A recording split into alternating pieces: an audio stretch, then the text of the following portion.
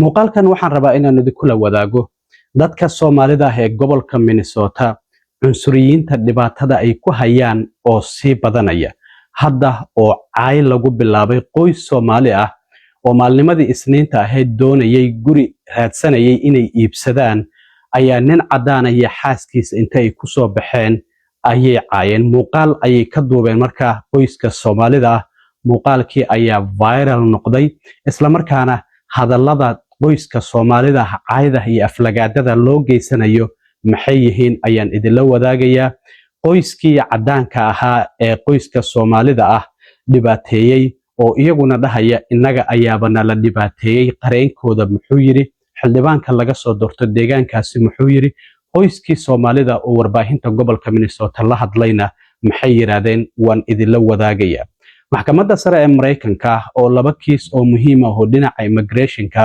maamulka madaxweyne Trump maanta ku raacday dadka hadda kadib xadka Mareykanka iyo Mexico iska soo dhiibaya Mareykanku ma aqbalaya mise wuu celinaya iyo waliba TPS ama Temporary Protected Status-kii oo maxkamadda sare ay ogolaatay in laga laabto labada wadan ee Haiti iyo Syria dadka ka yimid ee Mareykanka ku sugan arrintaasina waan idinla wadaagayaa labadii maalmood oo u dambeeyay soo shaac baxay muuqaal qoys Soomaali ah ay ka duubeen qoys cadaan ah oo ku nool magaalada Shakopee ee gobolka Minnesota qoyska Soomaalida ah waxa ay shopping gareysanayeen guri waxay raadinayeen guri ay iibsadaan marka Shakopee ayay dhex socdeen marka guryaha waxa jirta in hortooda hadii ay iib yihiin for sale lagu soo dhajiyo inuu gurigan iib yahay in kale marka hadii uu iib yahay waxaad wici kartaa numberka meesha ku qoran ama hadii la degan yahay dadka degan ayaad la hadli kartaa qoyskan Soomaalida marka iyagoo wadada maraya oo gaarigooda wata ayaa ninkan cadaanka ah oo magaciisa Mr Wagner lagu sheegay hadda uu banaanka ugu soo baxay markaas kadibna waxa uu ku bilaabay in uu harassment ku sameeyo uu dhibaateeyo caayo aflagaadeeyo waxyaabaha la yaab kale oo ku dhahayay waxa kamid ah ninkan cadaanka ah qof halkan degan idima baahna goobtana la idima baahna isaga taga macnaha Soomaalinimadooda ayuu ku bartilmaameedsanayay markii uu ogaaday in qoyskan ay Soomaali yihiin waxa uu sidoo kale la xiriirinayaa lacagihii dadka Soomaalida lagu eedeynayay inay xadeen oo waxa uu leeyahay dad lacagta ayaad xadaan lacagteeni ayaad xadeen lacagta aad gurigan ku iibsanaysaan xageed ka keenteen hadalla sidaas la mid ah ayuu qoyska Soomaalida ah uu ku dhahayay ninkan cadaanka marka qoyska Soomaalida ah waxa ku jiray gabdho wadankan ku dhashay kuna barbaaray oo Soomaali ah isla markaana iyaguna way iska celinayeen oo waxa ay isaga celinayeen hadalla ay kala mid ahaayeen lacagtiina xageen ku xadnay maxad ula jeedaa arrintan marka muuqaalkii ay duubeen ayaa la soo geliyay TikTok kadibna viral ayuu noqday in ka badan 2 milyan ayuu hadda kor u sii dhaafaya dadka daawaday muuqaalkaasi marka gabdhaha waxay yiraahdeen anagoo meesha iska mareyno ayaa ninkan nagu soo baxay markii uu cabaar aflagaatay kadibna xaaskiisii ayaa ku soo beertay xitaa waxay gabdhaha qoyska Soomaalida ah oo qoyskan cadaanka uu ku dhahayay waad soo ureysaan iyo waxyaabo la mid ah markaas gabdhaha Soomaalida waxay leeyahay sideen u soo ureena marka waxaan ognahay gabdhaheena Soomaalida dadkeena Soomaalida dad nadaafad badan in ay yihiin bal wax yar ila daawada ninkan cadaanka ah oo marka hore qoyskan Soomaalida ah aydan u geysanaya markii dambana xaaskiisa ay ku soo beerayso sida ay wax u dhaceen iyo gabdhaha Soomaalida ah sida isaga celinaya Nobody wants you here. Really? Really? Single person here wants Really? Oh my God, please get a petition or you. Smell you from something. here.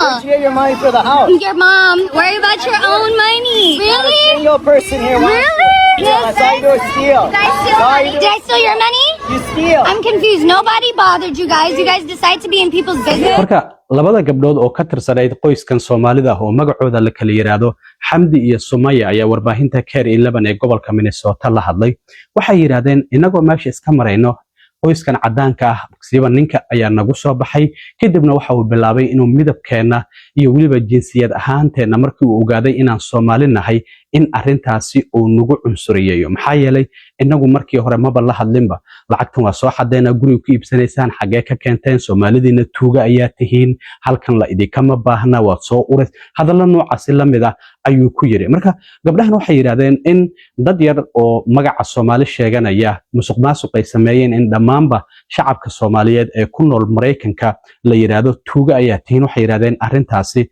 waa arrin aad looga xumaado. waxay yiraahdeen inagu wadankan ayaan ku dhalanay oo aan ku barbaarnay, xitaa ganacsiga kuma lehin. dad waxaan nahay in aad u shaqeeya isla markaana lacagta xitaa guriga hadda ay ku iibsanayaan iyagu shaqaystay. waalidiinteena muddo badan ayay ku sugnaayeen wadankan Mareykanka oo mar hore ay yimaadeen. marka waxay sheegeen arrintan inay tahay arrin aad looga xumaado. qoyskan marka waxay sheegeen inay booliska Shakabi ay la xiriireen isla markaana report ay u gudbiyeen. boolisku waxay yiraahdeen hadda nooma muuqdo wax dambi ah oo la galay, laakiin baaritaan ayaan ku sameynaynaa. laakiin qofka in lagu faquuqo midabkiisa, diintiisa iyo weliba jinsigiisa, arrintaasi hate crime ayay noqon kartaa. nacayb qofkan aad midabkiisa aad ku nacbaysanayso. bal waa kuwan gabdhaha Soomaalida ah oo warbaahintaasi iyaguna la hadlay. I mean, it's heartbreaking, honestly. We don't want you guys here. We don't want you guys. That was our first interaction. It wasn't even a hi, what are you guys doing here? To just take a group and say the entire Somali population does fraud, it's very heartbreaking. We've been in this country. We were born and raised here. Our parents have been here for a very long time. We don't own any businesses. We are very hardworking individuals. To say provoked is kind of crazy. You guys came up to us. We were driving. You guys walked up to the car. marka wariyaha gabdhahan wareystay waxa uu sidoo kale tagay gurigii ay deganaayeen qoyska cadaanka ah. waa uu tagay kadibna waxa uu rabay in uu iyagana dhankooda wax ka weydiiyo sida ay wax u dhaceen. laakiin waxay yiraahdeen qareenkeena la xiriir. qareenkoodii marka ayaa qoraalkan u soo diray wariyaha. qareenku waxa uu leeyahay videogan wareegaya baraha bulshada waxa uu muujinayaa hal dhinac oo kaliya, laakiin hadallada kale oo caayda ah oo qoyskan Soomaalida ah ay qoyskan cadaanka u geysanayeen waa laga ididgareeyay amaba waa laga jaray. iyaga ayaaba eed sheeganaya. marka waxa ay leeyihiin muuqaalkan kuma jiro hadallada midabta koorka ah ee lagu yiri Mr. Wagner, isla markaana sidoo kale aan xitaa ku haboonayn in shacabka loo soo bandhigo. marka waxay yiraahdeen videogan waxyaabo fara badan oo muhiim ah ayaa ka maqan. sidaas darteed annaga ayaaba doonayna inaan sharciga la tiigsano dadka ku lugta lahaa, isla markaana dacwado ama dambiye aan ku soo oogno xitaa wasaaradda cadaaladda aan la gaarno. sidaasi ayaaba ninkii cadaanka ahaa uu leeyahay qareenkiisa inaga ayaaba dhibaato loo geystay qoyska aan matalayo ayuu sidoo kale leeyahay. waxaa sidoo kale jirta xildhibaanka laga soo doorto deegaanka Shakabi oo la yiraahdo Brad Tabki in isaguna muuqaalkan loo dirayay email ahaan iyo baraha bulshadana uu ku arkay. telefoonno badanna waa ii soo dhacayeen ayuu yiri. waxa uu yiri in aan loo dul qaadan karin oo wax laga xumaado ay tahay arrintan midabta koorka ah ee qoyskan Soomaalida ah ama midabkooda ama asal ahaan meesha ay ka yimaadeen in lagu faquuqo. wuxuu yiri arrintan waa mas'uuliyad darro. Soomaali fara badan ayaana ku nool ayuu yiri magaalada Shakabi. masjid weyn ayayna ku leeyihiin. kala duwanaanshaha ay deegaankeena ay keeneenna aad ayaan ugu faraxsanahay. waxana uu sheegay community-ga ama bulshada Soomaalidu inay tahay bulsho aad u wanaagsan. haddaba waa kan xildhibaan Brad Tabki oo laga soo doorto Shakabi oo isaguna ka hadlaya muuqaalkaasi iyo sida ay mas'uuliyad darro u tahay in qof midabkiisa ama diintiisa ama jinsigiisa lagu faquuqo. People were extremely upset with the tone, and people were extremely upset with the racism, and making sure that we know that in Shakopee that this is not what we feel. We have a wonderful, large Somali population. We're right around the corner from the mosque here in Shakopee, and it's a wonderful, wonderful thing to have an extraordinary diversity and a lot of different kinds of folks and a lot of things going on in our community. marka waan arki doonaa haddii ayna qoyskaasi cadaanka ah dacwada lagu soo ogo oo boolisku baaritaan ayay wadaan kulay. muuqaalka waa ay arkeen. qoyska Soomaalidana report ayay gudbiyeen. qoyska kalena iyagana dhankooda waxa ay leeyihiin walow aan la arkaynin in wax muuqaala qoyska cadaanka ay duubayeen oo muuqaalkan qoyska Soomaalida oo kaliya ay duubayeen. haddii waxyaabo kale oo dheeri ay soo baxaan sida qoyska cadaanka ay sheeganayaan oo ay leeyihiin annaga nafteena waa nala caayay oo faquuq ayaana la ku sameeyey midabkeena. waan arki doonaa arrimahaasina waxyaabaha ka soo kordha. dhinaca kale madaxweyne Trump maanta guul weyn ayaa maxkamadda sare uga soo hoyatay. 2 kiis oo dhinaca immigration-ka ah oo maxkamadda sare yila ayaa maxkamadda sare ay maanta go'aan ka gaartay. sidaan ognahay maxkamadda sare 9 garsoore ayay ka kooban tahay.